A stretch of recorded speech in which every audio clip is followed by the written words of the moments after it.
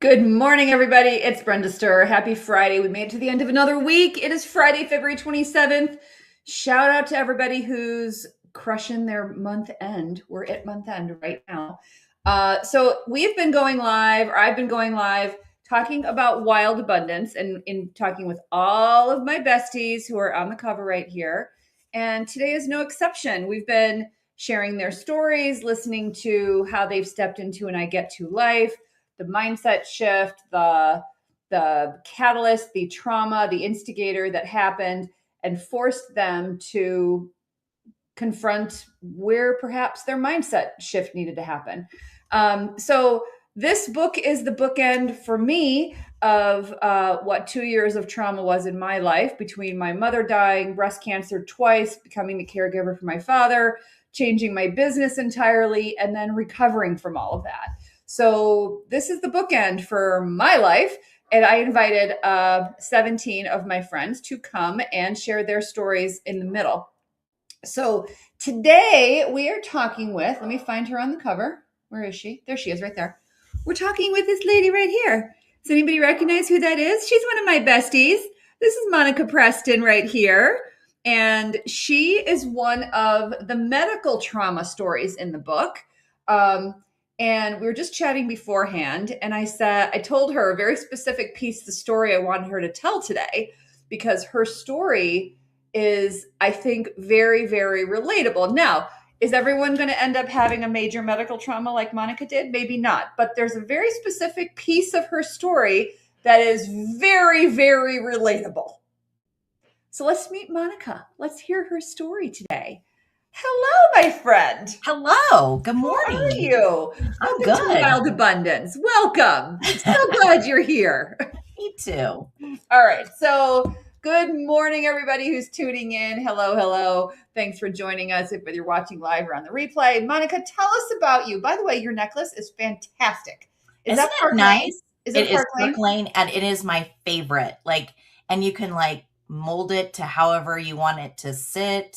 I may have to get one. It's so dainty. It's so cute. It's so cute. It. I know. Okay. Anyway, so pardon me, distractions. Okay. Awesome. Tell everybody who you are. Who are you? Where do you live? What do you do?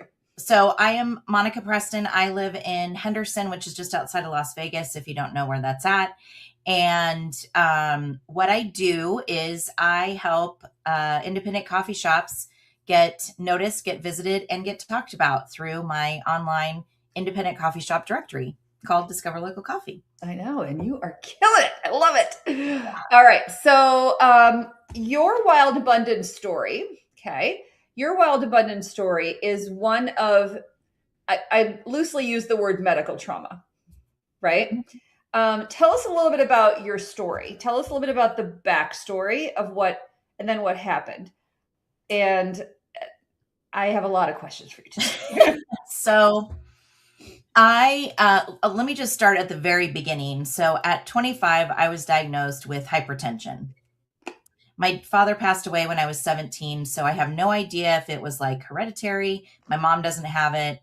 Not quite sure, but back then, which was close to 25 years ago, doctors they had kind of a basic threshold as to how they take care of high blood pressure. Here's some pills. Here's this, have a great day. We'll monitor it and kind of, go forward. So that was pretty much my life. At 25, I was working for Wells Fargo, large financial institution. And so yeah, life went on. I had kids and was married and sometimes worked 2 jobs and did the things and worked a lot. And, my job was my life. It brought me money. It brought me insurance. I kept my family insured for the entire time, which at then was an anomaly. And on December 14th of 2023, I was sitting at that desk right back behind me, which was my work desk because we were working from home. And I felt like a rubber band broke inside me. I felt, I first described it as if you can imagine someone inside your chest that just punches you as hard as you can from the inside. So this rubber band, and I just sat there and I went, huh, that's interesting. And moved about my day. I, was like, well, maybe I need to eat. Maybe I need to drink some more water. Maybe, I've had back to back meetings all morning. So haven't had a chance to eat and my water's almost done. So I need to go, I might be dehydrated. We excuse it all away, which is a whole nother conversation we could have, right? And that kind of started the entire spiral of the day 14th and 15th of December of that year.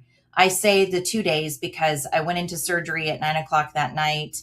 And then the next morning I was out. So it's kind of like my rebirth happened on the 15th, but the event happened on the 14th. So I'm with you. So yeah, it on that day I was in a meeting with my manager. I have no idea what was said after I felt the rubber band break because I was too focused on all of that. It didn't hurt. It just felt weird.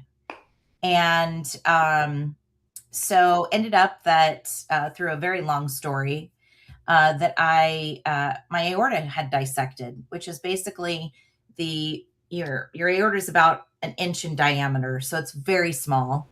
And when it dissects, it basically splits from the pressure. It could be an aneurysm, it could be blood pressure. It just depends on the person. And so I was rushed from an emergency room after having a CT scan because that's the only real way to diagnose a aortic dissection, which is another important piece. And then rushed to the ER in an ambulance to the operating room. And I was in surgery by 9 o'clock that night. 6.5 hours later, I had a new ascending aorta piece. They basically cut out a piece of my aorta, the damaged piece, put in a, doctor lovingly calls it a piece of polyester, but it's not. It's a very strong piece of material that is in there. And then I also dissected in descending aorta, which is down towards where the aorta feeds to the kidneys. So good thing I didn't have any issues down there. I was able to keep that okay for 6 months. And then I went back in for surgery on that one. So this is different than a heart attack. A heart attack is where there's like a blockage. Yep. It was not heart related. It was the arteries to the heart. My heart actually looks great. Okay. But yeah. Now, this is also something I think that you've mentioned several times just in passing, that this is something that most people die from. Yes. John Ritter. Some famous people have died from. And a lot of non-famous people. The survival rate's very small, and it's typically because people ignore the symptoms, or it's treated as a heart attack. There's still not a lot of education out there in regards to dissections of the aorta because the symptoms do mimic a heart attack. They look exactly the same. And, the only other factors are any other health factors that you have. Have you been diagnosed with an aneurysm before? But otherwise, everything else is the same. In fact, I thought I was having a heart attack. I Googled heart attack symptoms in women on my phone, and I found that after I recovered. So it was very interesting. Okay. So you had surgery. You spent some time in recovery. Yep. 10 days. You were off work for a little while. I was off work from December 13th or 14th until I went back March 1st, blazing. I remember. Ready to go. And my end of the story was that your daughter messaged me. Yeah. I said, you've got to message Brenda because we had the retreat coming up and I'm not going to make it. Not live, but I may not make it through surgery, but also I won't make it to retreat. So you need to let Brenda know. Right. So here's me I get a message from your daughter and I was like, she's what? So I immediately, I'm like, oh my God, Monica's right. So panic. Anyway. Okay. Yeah. So you went straight back into your old life after your. Oh yeah. Surgery. I had managers, they were checking on me, but he's like, when you have a date that you plan on coming back, and I was on short-term disability through work. So it was, when can you return to work? And, and I said, they wanted me to go back like February 1st. And I was like, hold the phone. I'm dealing with, I had it wasn't a collapsed lung, but I had, one of my lungs was filling with fluid. And so unbeknownst to me, I couldn't breathe out of one of my lungs. I was literally working on one lung. And I'm like, no, I can't make it. I can't make it. I need to get this cleared up and then I'll go back. So yeah, I went back March 1st to about 2.5 months. Okay. And then what happened from March 1st until the next milestone? So March 1st, I go back to work. I jump right back in. I remembered everything that had happened, before, and where we were in the work and what needed to be done and what was in the content. And it was normal Monica that jumped back in. I was in the midst of all that. I was going through some physical therapy, because I needed to have some more confidence when I went to the gym or went walking. Because when you have something like that happens, everything that you feel is anxiety. Like, it's anxiety ridden. Yeah. Oh my God, my heart's beating a little too hard, or my arm is falling asleep. Could that be a heart attack? Or like, everything is anxiety inducing. And so when you have all that, it's tough. And so physical therapy helped me know that I was doing okay despite all these different markers that I may be feeling. Mm-hmm. And so I was in physical therapy, finished that up and in like mid-April. So about 6 weeks of physical therapy. And then, and of course, my type A personality, I was an all-star in therapy too, right? Of course you were. Of course. I'm pushing, 500 pounds, not really, but I mean, you want the gold star. I mean, I'm beating these, old people. I don't know that personality type at all. I have no idea what you're talking about. So yeah, clearly. So that gave me the confidence. I was going to the gym every day. I was doing, classes on Mondays, and, I was really getting back into a healthy space. I was feeling, and I still feel, a lot better than I felt before the event happened. And then May 15th, I got the pink slip that my job was ending. So I was laid off. I had 2 weeks at that point to load everything onto my colleague, give them all where I was at, transfer the OneNote, all of that. And then afterwards, I would be on 6 weeks of paid leave. And then I could choose a severance or I could choose a lump sum. Okay. So at the time, you getting let go was like a gut punch, but it turned out to be the best silver lining ever. It absolutely was. And ironically enough, so they had started layoffs a year before, and well, not a year before, but in 2023, they had started the layoffs. And I was very thankful that my job was saved at that point.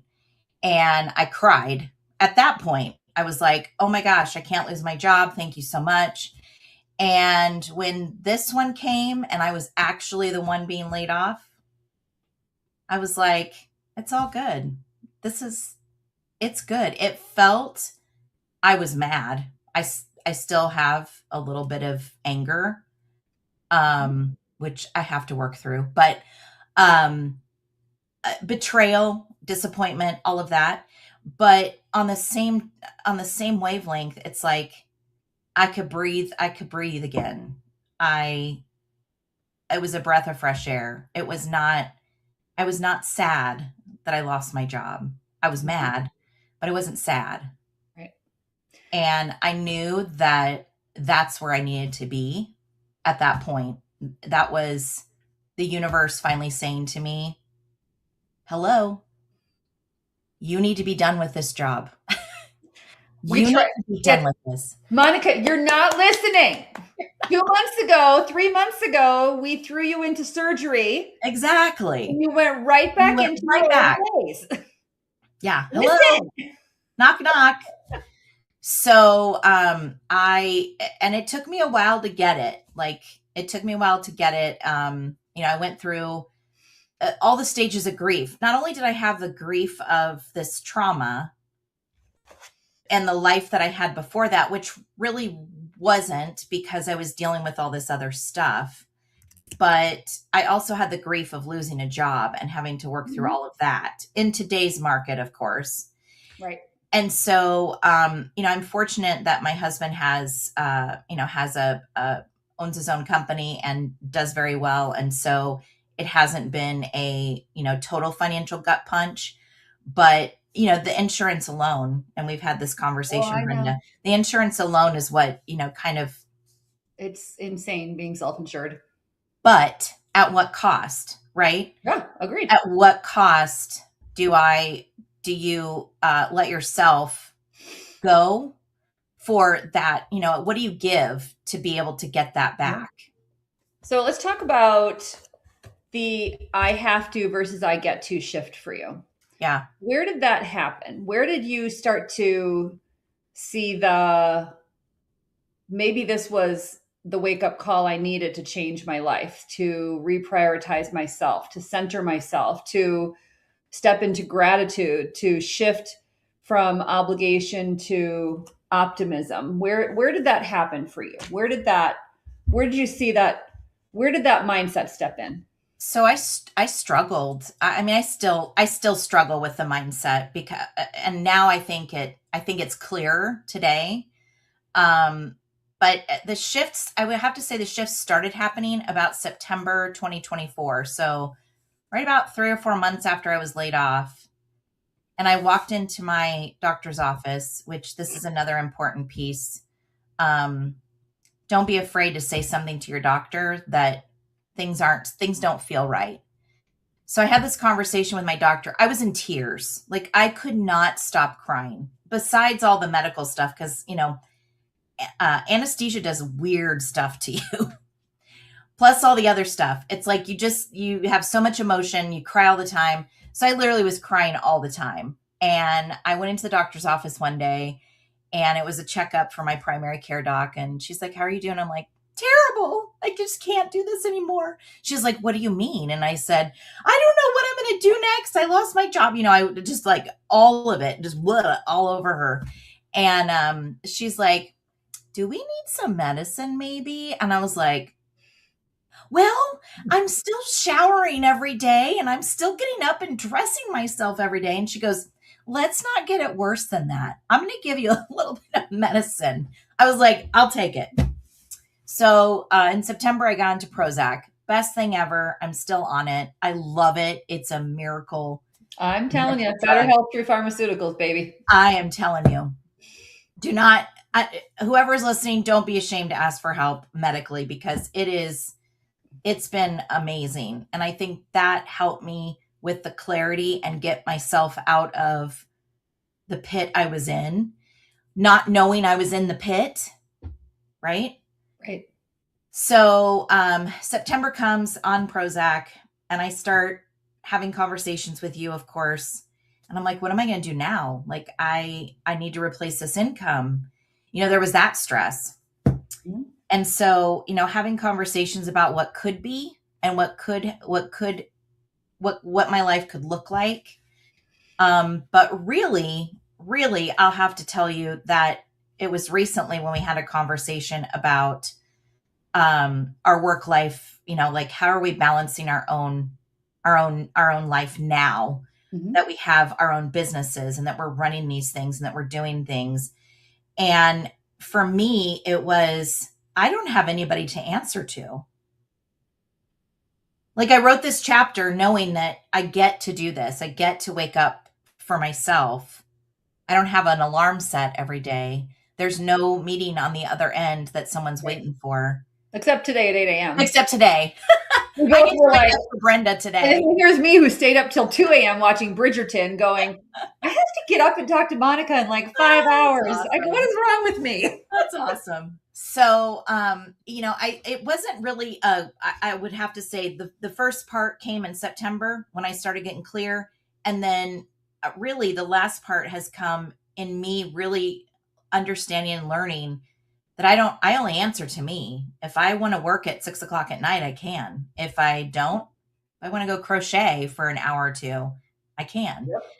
And so, it's hard to answer that one single moment, but I think we're always shifting and we're always thinking about, I am grateful to be here. I get to do a lot of things that I wouldn't have done. A, if I'd been working, B, if I had gone back to work in corporate America.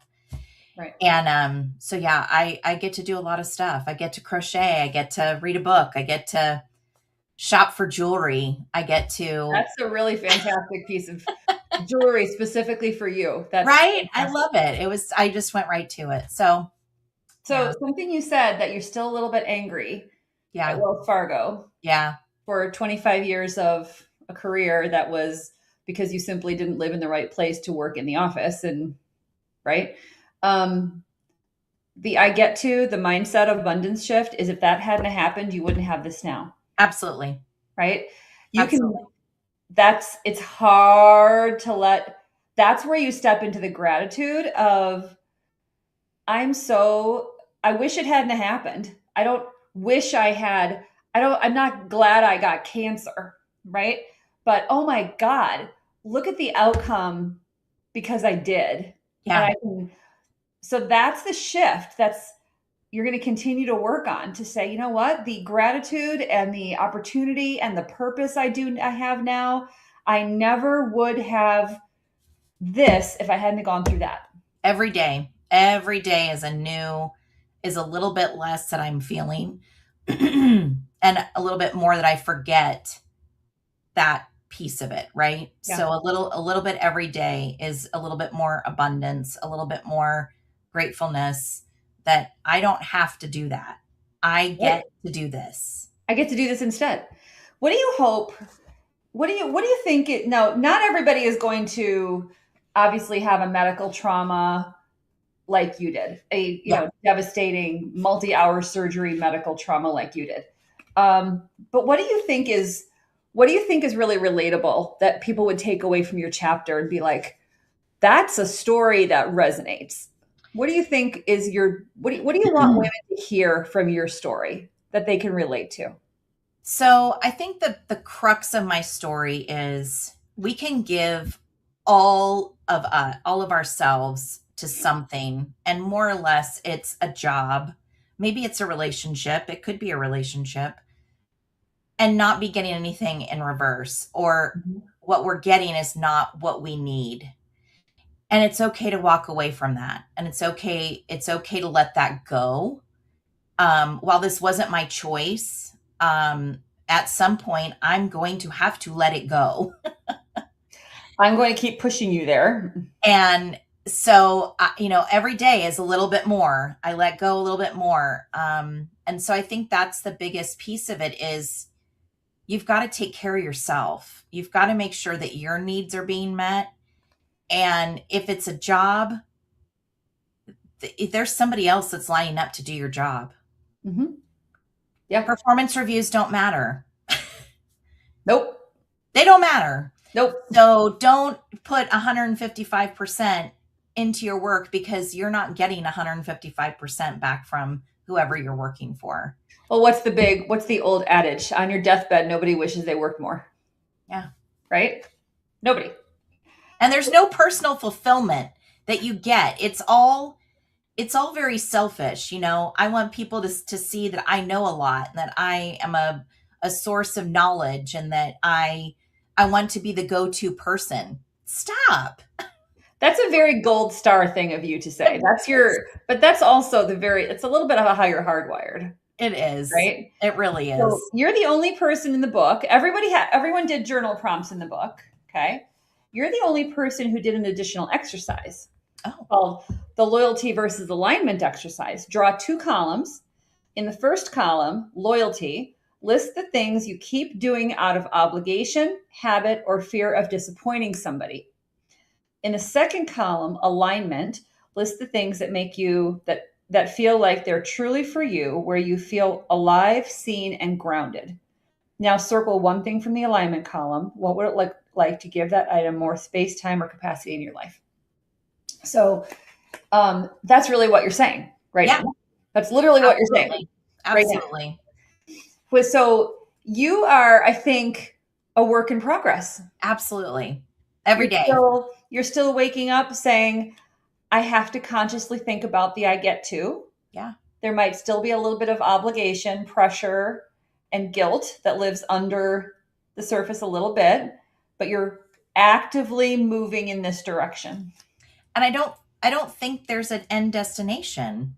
I think we're always on a journey to really shift that mindset. Because you might disagree with me, but I don't know that we ever get to that point where it stops. There's always more growth. Like you've got to, it's a continuum. It's a journey. But yeah, I'm actively, even as I wrote that, I was actively working through. I mean, I cried when I read my last draft to send you, or, when I read it out loud. It's just, it's active all the time. Yep, it absolutely is. Yep. You guys, if you haven't grabbed Wild Abundance yet, it's on Amazon. I put the link in the comment. So good. Monica is chapter 2. She's right here at the beginning. So good. And she's right here if anyone doesn't know how the way I did, what I did is I wrote chapter 1 as the anchor topic for the book. And I sent it to all the collaborators. And I said, this is the topic. I want you to write any story that reflects this mindset in your life. And every single type of story came out. Some were medical, some were death of a partner or spouse, some were rebirth and regrowth after divorce, after, leaving a partner, getting left by a partner. So there were so many different ways of stories that came out of this book. One was of a kidney who became a kidney donor. There were a couple that were simply like stepping in job losses and what the outcome looked like. So many different ways. They're all different stories. We all have a different story, but the single continuity thread is that we all can be grateful for what happened in order to step into our most best purpose for the outcome of what we get to do next. Yeah. And that's the hardest thing to accept, right? Because you want to grind on, well, my life sucks because that thing happened. Yep. Easy. That's an easy It's an easy one, right? Mm-hmm. My life sucks because that person, that situation, that company, that medical trauma put me here. Yep. Versus saying, you know what? You're absolutely right. That really shitty thing happened. But I'm going to choose how I respond, react, and step through it. Yep. To get to the other side of gratitude, opportunity, purpose, trust, growth, and abundance. Yep. That is so hard. And so many people live in that space of scarcity because it's easy to say, all these bad things happen to me and it's not my fault. Yeah. When in reality, yes, all those bad things happened to you and they weren't your fault. Some of them maybe happened for you. For both of us, we had a very similar experience in that we both said the universe smacked us a second time and said, you're not listening. Right. Hello. Pay attention. Yeah. Hey, Brenda, here's some breast cancer. Right back into the fire, right back into the overworking, right back into the travel, right back into the chaos and no, listen, you're not listening. Hey, Monica, here's an aortic dissection. Right back into the fire. Monica, you're not listening. Yeah, so here's another one. Here, pay attention. Yeah, universe is a wild thing. If you're a little bit woo, if you've got the karma God energy going on and you're like, I got to start paying attention to what's being given to me. Yeah. And as soon as I start paying attention to what's being said to me, what's being shown to me, maybe I make different choices and different decisions that honor myself, my family, and the impact I make in this world. 100%. 100%. That's what Wild Abundance is. Yeah. It's a great book. It's different for everybody. Different for everybody. But at the end of the day, the outcome is exactly the same. Yeah. How we got to this space of, oh my God, I get to live this life. What a privilege that that horrible, awful thing happened, but I get to turn it into something positive. I get to turn it into something that can inspire and help other people. So, do you want to talk about the thing you told me before, or do you want that to not talk about that? No, yeah, why You not? don't have to. So as I've been I'm telling not my trying to put you on the spot. I truly don't want to. no, you're fine. Okay. As I've been telling my story to shared at retreat and in some other spaces, one of the things that people say is you should write a book about this, and I'm like, okay, that sounds absolutely terrifying. But then I sat down before this call and I was like, what if I did? What if I did do this? What does that look like? And so it's literally fresh off my brain and still marinating, but I think it's going to be something around, helping women through. I don't feel like we're believed when we have these medical issues. And, we describe all these things, and it's like describing that your car's making the sound to a mechanic. And they're like, yeah, yeah, yeah. And then the sound goes away when you take the car in. It's the same kind of thing. And so we excuse things. We don't pay attention to things that are hitting us right in the face, like a rubber band busting in your body. I mean, that's not normal. Your kidneys pulsating, that's not normal. You need to say something. And so that's kind of what the crux is going to be is helping women through having these conversations so they can advocate for themselves and be confident that they're not crazy. They're feeling it. This is what's happening, and I need help. And your story is the backbone for watch for that. Right. And what's most amazing is knowing the number of people who have died from what happened to you. Oh, yeah. It's almost a disservice if you don't use the opportunity that you were given to stay alive to turn it into helping more people. And it dishonors the people who died. Right. It's not a slow death. I mean, it can happen within minutes. People can bleed out within 6 minutes. So your heart's literally bleeding into your body cavity. Yeah.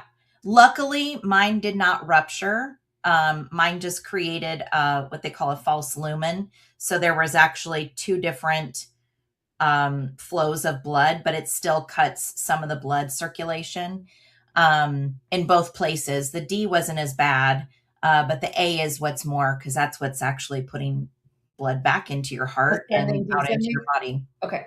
Yeah, it's like think of it like a candy cane. Yeah. And it was the candy cane part, the little hook part that just snipped right there. And so, yeah, it was wild. But yeah. I know. Well, I'm glad you lived to tell the story. Me too. I'm glad you lived to tell the tale. And what you do is at this point, the opportunity of what you get to do, turn this story of tragedy and trauma into something of abundance and hope and value and education and inspiration for other people is your purpose now. Yeah. Is your abundance what you get to do. So you guys, if you have not grabbed Wild Abundance, it's on Amazon. You can find it. There's 18 stories, including mine, including Monica's, and 16 more, all centered around how to live in this mindset space. And it starts with these tiny, tiny, tiny little moments. You don't have to have massive trauma in your life to step into an I get to life. You don't. That forces you to, perhaps, but you don't pay attention. You're not listening. Smack, smack, smack. Yep. You're worse, right? But it's as small as recognizing where you say I have to all the time, and changing the wording to I get to. Yep. I get to make dinner for my kids. I get to, because this is the life I wanted.